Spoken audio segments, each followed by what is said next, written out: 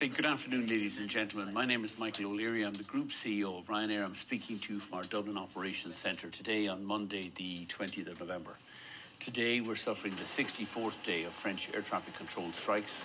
And I'm sad to report that in advance of today's ATC strikes, we've had to cancel 160 flights. That is the flights affecting about 28,000 of our passengers. They were cancelled on Saturday and Sunday. All passengers were notified of these cancellations, and we're making alternative accommodation to get these passengers to their destinations. Sadly, though, as a result of today's French ATC strikes, another 100,000 passengers on about 600 Ryanair flights have had their flights badly delayed. We're having to send aircraft around France from Spain to get to Europe, or from Belgium, the UK to get to Italy, are all having to fly around France, as is every other airline in Europe. These delays and these repeated French ATC strikes are simply unacceptable.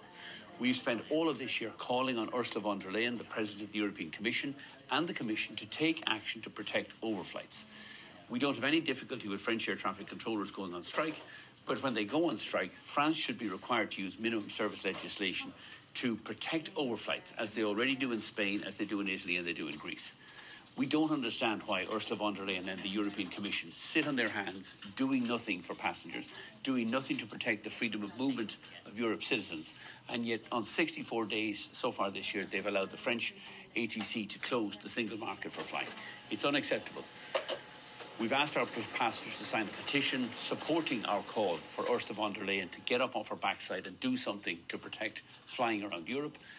To date, over 2 million passengers have now signed this petition, and many more are signing it today. So, on behalf of all of Ryanair's customers, in fact, on behalf of all passengers across Europe, I call again on Ursula von der Leyen and the European Commission, stop hiding in the Berlaymont in Brussels and do something to protect flying in Europe, to protect the single market for flying in Europe, protect overflights while national ATCs are on strike.